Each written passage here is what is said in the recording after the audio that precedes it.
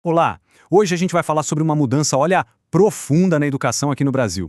Vamos entender por que ensinar a história completa do nosso país, incluindo as culturas afro-brasileira e indígena, deixou de ser só uma obrigação na lei para se tornar uma necessidade, algo essencial para o futuro de todo mundo. Vamos pensar um pouquinho nessa pergunta.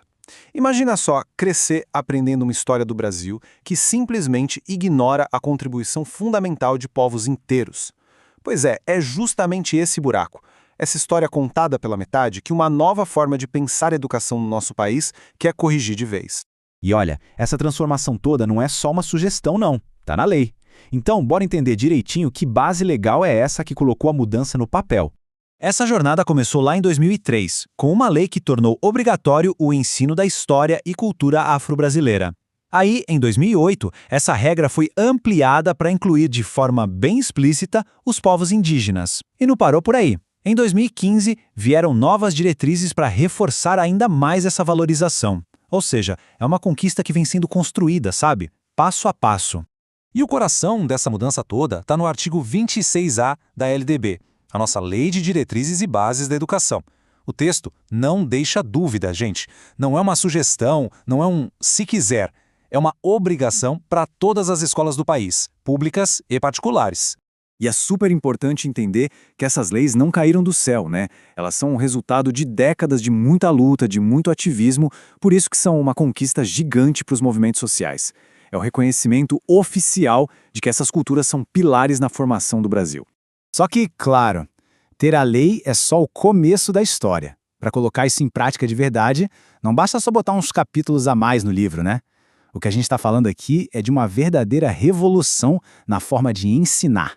E essa comparação aqui ilustra essa revolução de um jeito muito claro. A gente está saindo daquele modelo antigo, com foco na Europa, que tentava apagar as diferenças para ir para um modelo que celebra quem a gente é, a nossa realidade multicultural. A ideia não é mais forçar uma assimilação, mas promover o diálogo. É parar de contar a história só pela ótica colonial e passar a ter uma perspectiva contracolonial. Tá, mas como isso funciona na prática? Não é sobre criar uma matéria nova e isolada. A ideia é que esses saberes passem por todo o currículo, da matemática à biologia. É sobre conectar o ensino com a realidade de cada lugar. E o mais importante, reconhecer que existem muitas formas de conhecimento que são tão válidas quanto aquelas que a escola tradicionalmente ensina. E aqui a gente chega num ponto que é chave. Essa mudança não beneficia apenas um grupo de alunos.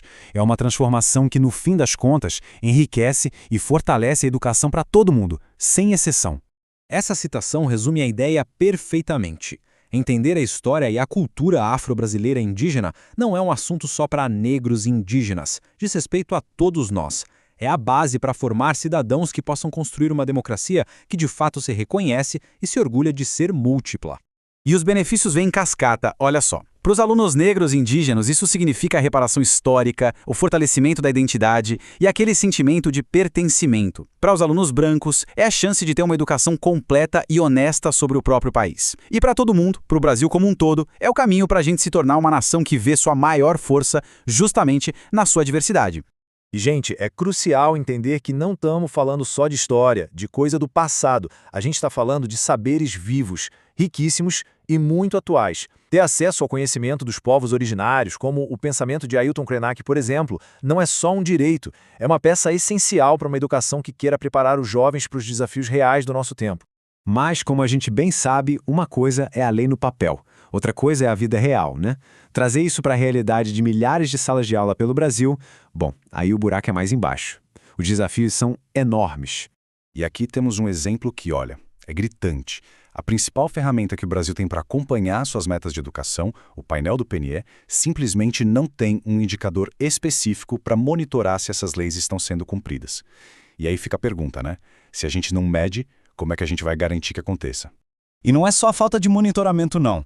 Tem um buraco nas próprias regras. Pensa só, a temática afro-brasileira recebeu diretrizes claras lá em 2004. Já a temática indígena, mais de 15 anos depois da lei, ainda espera por orientações nacionais específicas. Isso deixa educadores e gestores numa situação bem complicada. No fim, tudo leva a gente de volta para essa reflexão. Entender a importância disso é ir além da obrigação da lei e chegar na necessidade. Uma educação antirracista não é um item opcional.